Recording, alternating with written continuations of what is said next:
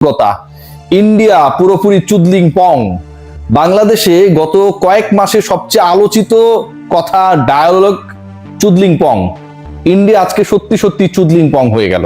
এখন আপনারা বলতে পারেন আপনি ভদ্র মানুষ, আপনি কি সব শব্দ ব্যবহার করেন। ভাই, বাংলাদেশের আজকের এই জয়কে আপনি যে কোনো ভাবে যদি ব্যাখ্যা করার চেষ্টা করেন এবং ইন্ডিয়া যেভাবে হেরেছে, যেভাবে মাস্তানি করেছে, যেভাবে দাদাগিরি করার চেষ্টা করেছে, যেভাবে বডিলি ফাইটে মনে হচ্ছিল যে ফুটবল না রেসলিং খেলতে নেমেছিল, যেভাবে বাংলাদেশি ফুটবলারদেরকে কখনো হামজা, কখনো সমিত, কখনো রাকিব, কখনো মোরসালিনকে যেভাবেই হোক, ওই যে দেখি না আমরা যে সীমান্তের ওপার থেকে এপারে করে মানুষগুলোকে হচ্ছে সেই স্টাইলে যেন একটা চেষ্টা চলছিল যে বাংলাদেশের ফুটবলারদেরকে আহত করে হলেও এই ম্যাচটা জেতা যায় কিনা।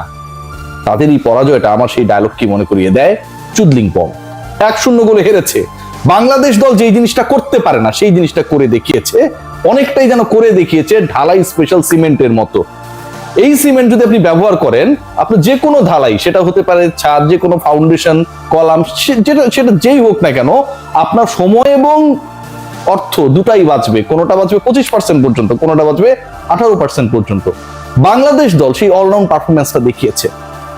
বাংলাদেশ ডিফেন্সে অসাধারণ করেছে, অসংখ্য চান্সেস ক্রিয়েট করেছিল আজকে ইন্ডিয়া, কিন্তু সেই সুযোগগুলো তারা কাজে লাগাতে পারে নাই।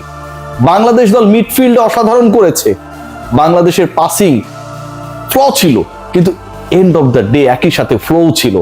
বাংলাদেশ ফিনিশিং যেভাবে দিয়েছে, যেভাবে রাকিব আর শেখ মুরসালিনের সেই গোল, কাউন্টার অ্যাটাকে কীর্তনখোলা এক্সপ্রেস রাকিবের দৌড়, যেন উসাইন বোল্ট দৌড়াচ্ছিলেন জাতীয় স্টেডিয়ামে। উসাইন বোল্ট যিনি জ্যামাইকার ট্র্যাক ছেড়ে যেন পল্টনে নেমে পড়েছিলেন, সেই দৌড় দেখে তাই মনে হতে পারে যে কারো। এবং সেই দৌড়ে যেভাবে বলটা পাস করে দিলেন, অসাধারণ ফিনিশ করে পেছনে পেছনে অন্তত উসাইনের গতিতে না হলেও ব্রেকের গতিতে যেন দৌড়াচ্ছিলেন আরেক ফুটবলার। ফিনিশিংটাকে দিতেই হবে, বাংলাদেশকে জয় এনে দিতেই হবে, লিড এনে দিতেই হবে। 11তম মিনিটে সেই শেখ মোরসালিন। বাংলাদেশ এগিয়ে গেল। যে বাংলাদেশ এগিয়ে যায়, গোল করে, বিভিন্ন সময় সম্ভাবনা ক্রিয়েট করে এবং শেষ পর্যন্ত সেই সম্ভাবনাকে কাজে লাগাতে পারে না।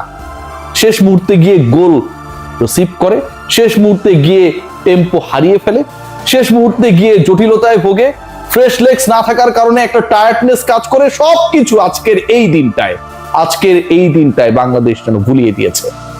এশিয়ান কাপ বাছাই পর্বে বাংলাদেশ, কোয়ালিফায়ারে বাংলাদেশ প্রথম জয় পেয়েছে। এখন পর্যন্ত একমাত্র জয়, আর জয় পাবার বা আর খেলারও সেরকম কোনো সুযোগ বা অপরচুনিটি আমরা সেভাবে পাবো না। কিন্তু এন্ড অফ দ্য ডে এই জয়টা যেন এশিয়ান কাপে বাংলাদেশকে কোয়ালিফায়ার জয় করার আনন্দ এনে দিয়েছে। এই জয় যেন বাংলাদেশের বিশ্বকাপ জয়ের সমান হয়ে গেছে, কারণ মাঝখানে রয়েছে 22টা বছরের গ্লানি, কষ্ট, ইতিহাস, না পারার আক্ষেপ। প্রত্যেকটা আক্ষেপকে আজকে পুষিয়ে দিয়েছেন কখনো হামজা চৌধুরী, কখনো সমিত সোম, এবং যেই গোলকিপারকে নিয়ে আলোচনা সবচেয়ে বেশি হয়, মিতুল মার্মা, তিনিও আজকে খারাপ করেননি, যদিও তিনি ব্ল্যান্ডার করেছিলেন, সেই আলোচনা আমি আসবো। 22 বছর পর ভারতকে হারানো, এই জন্য নতুন বাংলাদেশের নতুন জয়, এ বাংলাদেশের যেন বিশ্বকাপ জয়। হামজা চৌধুরী গোল করেননি, আমি পোস্ট করেছিলাম যে হামজা আজ কয় গোল করবে। অনেকেই বলছিলেন ভাই ওকে দিয়ে আর কি কি করাবেন, মিডফিল্ড কন্ট্রোল করাবেন, ডিফেন্স কন্ট্রোল করাবেন, অলমোস্ট গোলকিপিং করাবেন, যেটা আমরা অপেক্ষায় ছিলাম। এটাকে আমরা বলছিলাম যে হামজা শুধুমাত্র গোলকিপিং করাটাই বাকি, গোল করাবেন। সেই হামজা চৌধুরী আজকে যেভাবে খেলেছে, সেই হামজা চৌধুরী আজকে যেভাবে উদ্বেলিত করেছে জাতীয় স্টেডিয়ামের প্রায় 25,000 মানুষকে, টেলিভিশন সেটের সামনে বসে থাকা কোটি কোটি মানুষকে, এক কথায় বলতে হয় হামজাই বাংলাদেশ, হামজাই বাংলাদেশ। বাংলাদেশ গোল খেতে খেতেও খায়নি শুধুমাত্র এই হামজার কারণে। গোল দিয়ে এগিয়ে যাওয়া 11তম মিনিটে বাংলাদেশের লিডটা শেষ পর্যন্ত নাও থাকতে পারত। নাম্বার 7 ইন্ডিয়ান যখন বলটাকে কিক করলেন, মিতুল মার্মা তার ঘর বাড়ি ছেড়ে, গোল পোস্ট ছেড়ে তিনি তার মতো করে ঘর বাড়ি ফাঁকা করে দিয়ে চলে গেছেন। দস্যু পড়েছে রে ভাই ঘরের সামনে, যে কোনো সময় সবকিছু নিয়ে যাবে, সিধেল চোরের দরকার নাই। সেই কিকটা হামজা চৌধুরী তার মাথা দিয়ে ঠেকিয়ে দিলেন। গোলকিপারের ভূমিকায় যে হামজা চৌধুরীকে দেখার আক্ষেপ অপেক্ষা ছিল বাংলাদেশের 18 কোটি মানুষের, সেই তাদের জন্য পরিস্থিতি হামজা চৌধুরীকে আজকে গোলকিপারে বানিয়ে দিল। বিদেশিদের দেখেছেন মাঠে, অসংখ্য বিদেশি গেছে বাংলাদেশ ফুটবল দলের জার্সি গায়ে, লাল সবুজের পতাকা হাতে। বাংলাদেশের গ্যালারিতে যেন মেক্সিকান ওয়েভ। এই যে অসাধারণ একটা মোমেন্ট, অসাধারণ একটা মুহূর্ত, যেটা সবাইকে এক করেছে শুধুমাত্র আমার কাছে মনে হয় একজনকে ছাড়া, তিনি হচ্ছেন আসিফ আকবর। যিনি ফুটবল এবং ফুটবলারদেরকে বেয়াদব বলেন, আবার বলেন এটা নাকি স্লেজিং।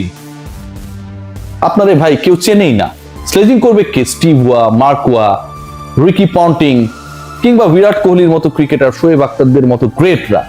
আপনি যখন ক্রিকেট বোর্ডের ডাইরেক্টর হবার পর সেই ওয়েটটা না বুঝে আমাদের ফুটবলকে ছোট করেন, উল্টাপাল্টা কথা বলেন, আজকের এই বাংলাদেশের জয়টা যতটা না ইন্ডিয়াকে উৎসর্গ করা হয়েছে, আমার কাছে মনে হয় মনে মনে ফুটবল ফেডারেশন, ফুটবলার, এক্স বর্তমান সংগঠক সবাই আমার প্রিয় গায়ক ও পিয়া তুমি কোথায় আসিফ আকবরকে আজকে জয়টা উৎসর্গ করেছে। খেলা দেখেছেন ভাইজান? আমাদের চিনে রাখেন, আপনাকে কেউ না চিনলে উনারে সবাই চেনে। বাংলাদেশ আজকের ম্যাচটা যেভাবে জিতেছে, এক কথায় অসাধারণ, এক কথায় ডমিনেটিং। এইরকম ফুটবল খেলতে গিয়ে বাংলাদেশ বিভিন্ন সময় হোঁচট খেয়েছে। আমরা দেখেছিলাম যে বাংলাদেশ শেষ মোমেন্টে টানা 2 গোল দিয়েছে, ইকুয়ালাইজার হয়েছে, শেষ মোমেন্টে গিয়ে গোল খেয়ে কান্নায় ভেঙে পড়েছে। আজকের ম্যাচটা সবচেয়ে বেশি এক্সাইটমেন্টের সময়টা ছিল যখন বাংলাদেশের শেষ 10 মিনিটে খেলা হচ্ছিল। 90 পেরিয়ে যাওয়ার পর যখন ইনজুরি টাইম আরো 6 মিনিট অ্যাড করা হয়, সেটা যেন সুপার এক্সাইটমেন্ট। সেই সময়টায় বাংলাদেশ পারবে বা নাকি বাংলাদেশ আরো একবার পা হরকাবে, বাংলাদেশের ডিফেন্সের ভুলে আরো একটা গোল হয়ে যাবে, বাংলাদেশের এই ম্যাচটা সমতায় শেষ হবে। শেষ পর্যন্ত কোনোটাই হয়নি। এশিয়ান কাপ বাছাই পড়বে বাংলাদেশের সবচেয়ে বড় অর্জন কি জানেন? সত্যিকারী প্রতিযোগিতামূলক ম্যাচে আজকে হামজা চৌধুরী, যিনি বাংলাদেশ প্রথম জয়টা পেয়েছেন, সমিত সমাজকে প্রথম জয়টা পেয়েছেন, আজকে হামজা চৌধুরী প্রথমবারের মতো গোলকিপিং করেছেন। আজকে যেভাবে উসাইন বোল্টের গতিতে রাকিব দৌড়েছেন আর মোরসালিন যেভাবে ফিনিশ করেছেন, মনে হচ্ছিল যে আমরা লা লিগার খেলা দেখি, মনে হচ্ছিল যে আমরা ইংলিশ লিগ দেখছি, মনে হচ্ছে আমরা বিশ্বকাপের কোনো একটা খেলা দেখছি। যে এই ম্যাচটায় এত বেশি এক্সাইটমেন্ট, আমাদের প্রিয় দল খেলছে, সেই দলটা যে বাংলাদেশ, সেই দলটা যে বাংলাদেশের এত কোটি মানুষকে আজকে এক করেছে আসিফ আকবর ছাড়া, অসাধারণ একটা মুহূর্ত। বাংলাদেশ পারে, শুধু আত্মবিশ্বাসের ওই জায়গাটা যদি ঠিক থাকে, কম্বিনেশনটা যদি ঠিক থাকে, আর যিনি আসলে মালা গাঁথবেন ফুটবলারদের নিয়ে, ছোট ছোট পুঁতিগুলোকে নিয়ে দারুণ একটা মালা বানাবেন, সেই কোচ যদি ঠিক থাকে, তাহলে এই বাংলাদেশকে নিয়ে অনেক কিছু করা সম্ভব। এই বাংলাদেশ অন্যরকম, এই বাংলাদেশ অদম্য। এই বাংলাদেশে প্রত্যেকটা ফুটবলারকে দেখলে আপনার গা, আপনার লোম শিউরে উঠবে। এরা প্রত্যেকেই ভাই, এরা প্রত্যেকেই জীবন দিয়ে এখানে খেলতে নামেন। ভেবে দেখতে পারুন, এই হামজার মতো, সমিত সোমদের মতো যারা হাই প্রোফাইল লিগে ফুটবল খেলেন, সেই তারা প্রত্যেকটা ম্যাচে ম্যাচ ফি বাবদ কত টাকা পান। এখানটা যে খেলেন 10-15 হাজার টাকার বেশি বাফুফি তাদের দিতে পারে না। শুধুমাত্র দেশের জন্য ভালোবেসে এখানটা এসছেন ফুটবলটা খেলতে। ইনজুর্ড হয়ে যাচ্ছেন, মাঠে গড়াচ্ছেন, একবারও ভাবছেন না যে তার ওই বিদেশি লিগের স্পন্সরশিপ নষ্ট হয়ে যেতে পারে, ক্যারিয়ার ধ্বংস হয়ে যেতে পারে, মিলিয়ন পাউন্ড আয়ের যে সুযোগ রয়েছে সেটা হোঁচট খেতে পারে। বাংলাদেশটা এমনই, বাংলাদেশের হামজা চৌধুরীরা এমনই ডেডিকেটেড। আর এই ডেডিকেটেড সোলটা যখন এক হন, তখন কোনো চুদলিংপং ইন্ডিয়া টাইম থাকে না। 22 বছর পরে হোক, 25 বছর পরে হোক, ইন্ডিয়া ছেড়েছে, কেবল শুরু। দেখবেন এটা কত দূর পর্যন্ত যায়। এই বাংলাদেশকে ঠেকানোর সাধ্য কার? সময় আসুক, দেখবেন সবকিছু। Take care.